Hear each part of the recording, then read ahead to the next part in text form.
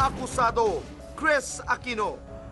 Ang akusasyon sa gitna ng kanyang pinagdaraanang annulment case kay James Yap, lantaran di umanong lumalabas kasama ang nalilink sa kanyang si Makati City Mayor Junjun Binay. Ang detalye uncensored. Nitong Huwebes lamang, isang entertainment website ang naglabas ng impormasyon na di umano'y namataang magkasama sina Kris at Junjun sa isang mall noong Lunes, August 30. Ayon sa balita, may ilang pa raw nagtangkang kunan sila ng litrato at video na hindi naman inalintana ng dalawa. Kasama rin daw noon ng Queen of All Media ang anak na si Baby James, na bigla di umanong nagtanong kung boyfriend niya si Mayor Junjun. Sa pagputok ng balitang ito, sunod-sunod agad ang lumabas na akusasyon at espekulasyon patungkol kina Kris at Junjun. Ngunit taliwas sa lumabas na intriga, malayo ang katotohanang naganap. Unang buwelta ng TV host sa kanyang Twitter account, ilang oras matapos kumalat ang balita. Ang pagkikitang ito ng dalawa, isang aksidente lamang dahil ang talagang kasama ni Kris noong araw na yun, si Vice Ganda. Yeah, nag-movie date kami ni Miss Kris. Tapos after namin manood ng In Your Eyes, uwi na kami kasi gabi na yon. Kasama din namin yung mga bagets. Sila Baby James, sila Joshua, pero iba yung pinanood nila. Tapos pagkatapos ng sabay-sabay kami lumabas, tapos na kami nag-aantay kami ng van, pauwi na kami. Sakto namang biglang dumating si Mayor Junjun Binay, ayun. Dagdag pa ni Vice, walang katotohanan ng isyong sinadyang magkita ni na Kris at Mayor Junjun para mag-date. Hindi, no? Ako ang date ni Kris noon. Talaga nakita nila si Mayor Junjun at saka si Kris na nandun nag-uusap. Pero kasama ako. Pero hindi sila nag-date. Hindi nag-mall, hindi nag-stroll. As in, hindi sila nagkasama kahit ng 5 minuto. Walang ganun. Parang nagbigay respeto lang since nasa isang lugar sila at magkakilala sila. At nang tanungin ng The Buzz si Vice Ganda tungkol sa naging pahayag ni Baby James, ito ang kanyang isinagot. Oo, nakakatawa yun. Si Bimbi, taklesa din. E di yun, nung pinapakilala sa akin ni Kris si Mayor Binay, kasama namin si Bimbi, si Baby James, tapos nakatingin lang. Sabi, Mami, is he your boyfriend? Gumanon, ang lakas ng bibig. Sabi ni Mayor Junjun, no, I'm just your mom's friend. Sabi ni Kris, no, Bimbi, he's just my friend, he's not my boyfriend. Tapos sabi nga ni Kris, tawa ako ng tawa, sabi, nakakaloka ka, Bimbi, nakakaloka mga pasabog mo, ha. Huwag natin bigyan ng kulay sa ginagawang issue nung nag-date yung Kris at Mayor Junjun. Hindi totoo yun. Ako po ang makakasiguro sa inyong lahat dahil ako ang kasama ni Kris Aquino. Walang ganong eksena. Huwag kayong charutera. At ngayon, matapos ang lahat ng naglabasang intriga, isang paglilinaw mula sa inaakusa ng kontrobersiya. Kanina, sa kanyang medical mission sa Pasay Filipino-Chinese Fire Volunteer Building sa Pasay City, si Kris Aquino, walang takot ang birada sa intriga.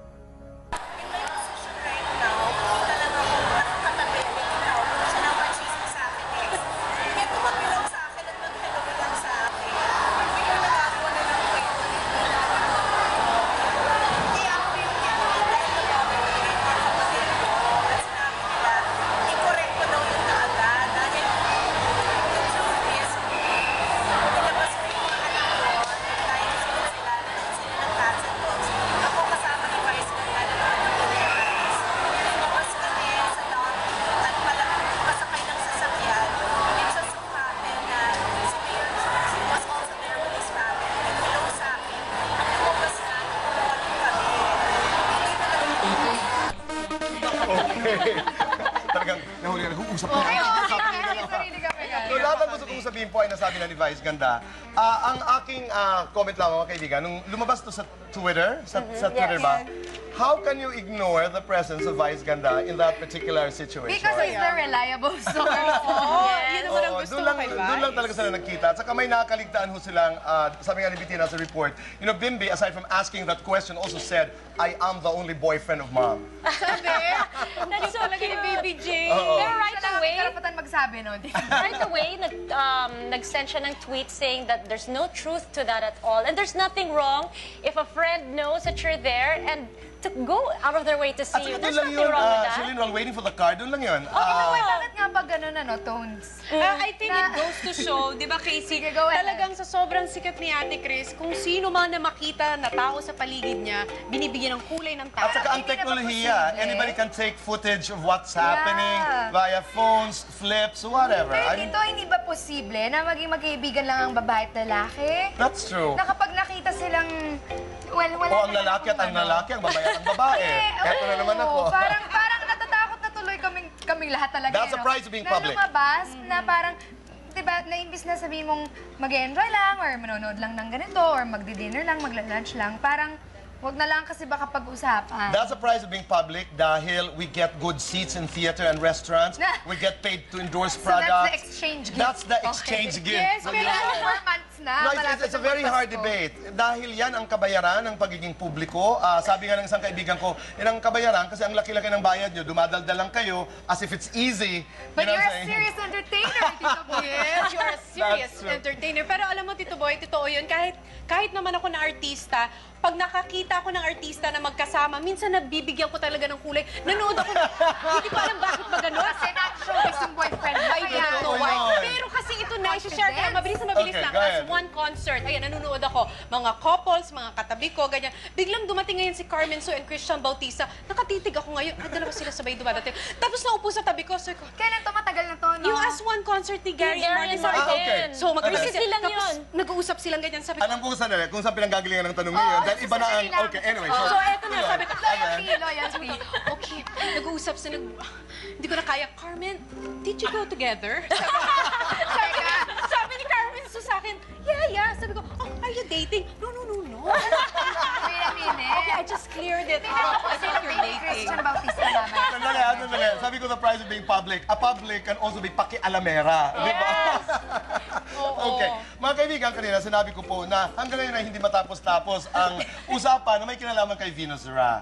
Itong susunod po nating Buzz Uncensored ay meron pa rin kinalaman kay Venus dahil pinag-usapan po kung kailangan ba talaga ang translator, halimbawa sa mga international beauty contests. Ito po ay anak ng usaping ito. Narito po ang kontrobersiya na may kinalaman po sa ating napakabuting kaibigan na si Gloria Diaz. Pilipinas, panoorin po natin ito. Akusado ang 1969 Miss Universe, Miss Gloria Diaz. Ang akusasyon ang di umano'y pangmamaliit ni Gloria sa kakayanan ng mga Cebuano sa pag-iingles. Umani ng kabi-kabilang puna ang naging major na sagot ng ating pambatong si Maria Venus Ra sa nakaraang Miss Universe 2010 pageant.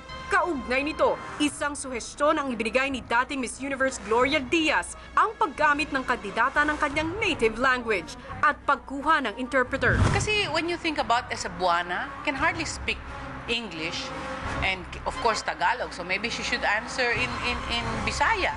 Subalit ang pahayag na ito ni Gloria agad umani ng batikos mula sa ilang mga Cebuano. Ayon sa ibang kampo, minaliit niya ang kakayanan ng mga Cebuano sa pagsasalita ng Ingles. Kasunod nito, isang resolusyon ang binuo ng Vice Mayor's League of Cebu para maideklarang persona non grata o unwelcome visitor si Gloria sa kanilang lugar. Maging si Cebu Representative Rachel Cutie Del Mar, nagpahayag din ng kanyang pagkadismaya sa pahayag ni Gloria. I therefore call on Diaz to issue a sincere public apology to the Cebuano people.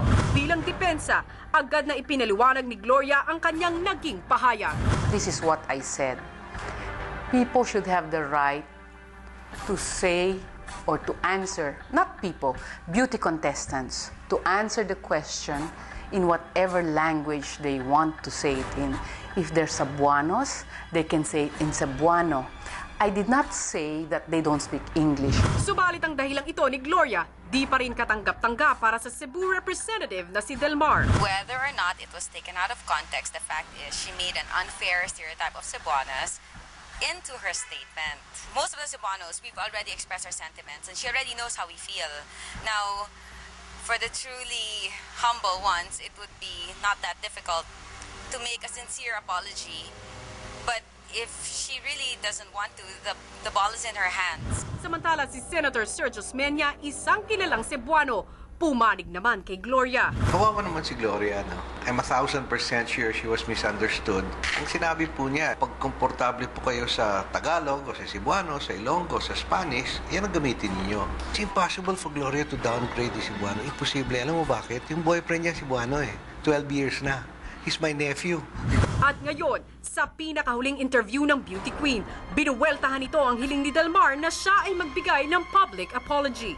I think sila ang dapat mag-apologize sa akin dahil sila ang nag-misinterpret sa akin. Wala akong sinabing masama. I'm sorry that I caused them anguish.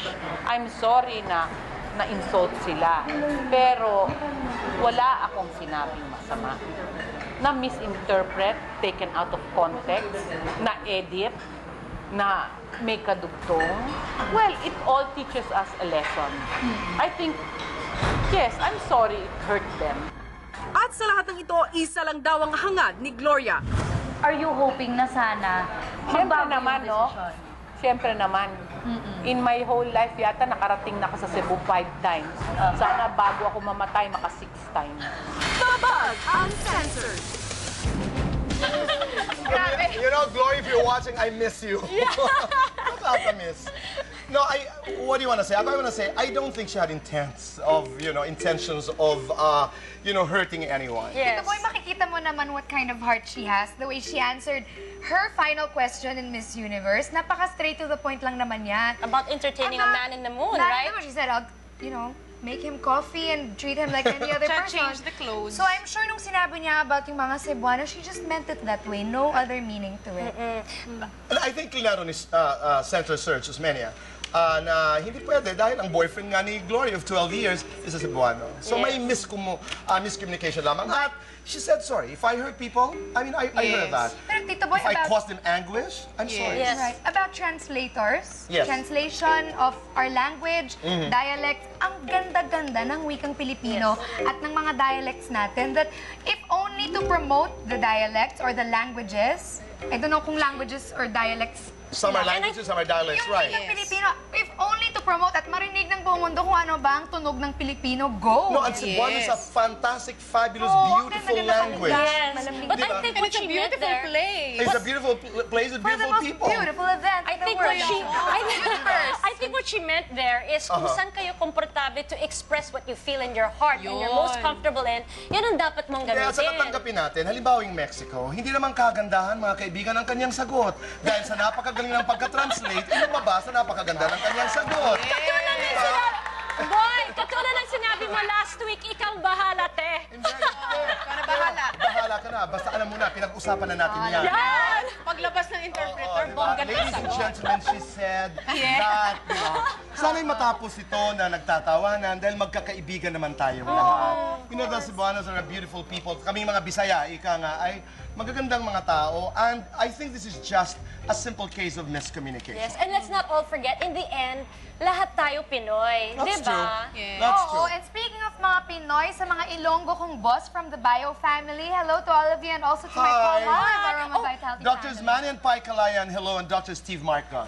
Thank you to Rahul Laurel, Steven Deloso, Raymond Santiago, Mir Lau, Vita Padre, and Miss Pam Quinones. I love the outfit of Sorry, Pam Squared and Leonard Becho. Maraming salamat. Go ahead. Mabilis lang po. Shapes, faces and curves, dental arts, custom accessories, narrow shoes, personal contact lenses, posh nails, erase consent, and bigger like thank you. Happy birthday! Happy birthday! Joey Paz, happy birthday. Belly Belly, my sister. Okay, happy Joanne birthday, Boner and love. Kelsey McDonald, Gwen Kovla, LK Global, Carly Galing natin sumagot. Susan Cobb, Pure Gold, Astoria Plaza, I love you. So Okay. yes, when it comes to translating Cebuano, I am Yan, all happy for birthday. it. Yes, Nicole and we love the Weisenhan. Cebuanos. Thank you, Nicole Weisenhan. Happy birthday, Ate Nene. Welcome back, Kathy Ana Amos. Labaw and Joey Ahero, hello. So, we are all payag doon sa mga translators. Yes. Actually, we would love for that to happen. Okay. Para yes, maging proud tayo sa sarili nating Mga wika. kaibigan, pinaka-kontrobersyal, pinaka-mainit na pinag-uusapan sa loob at labas ng showbiz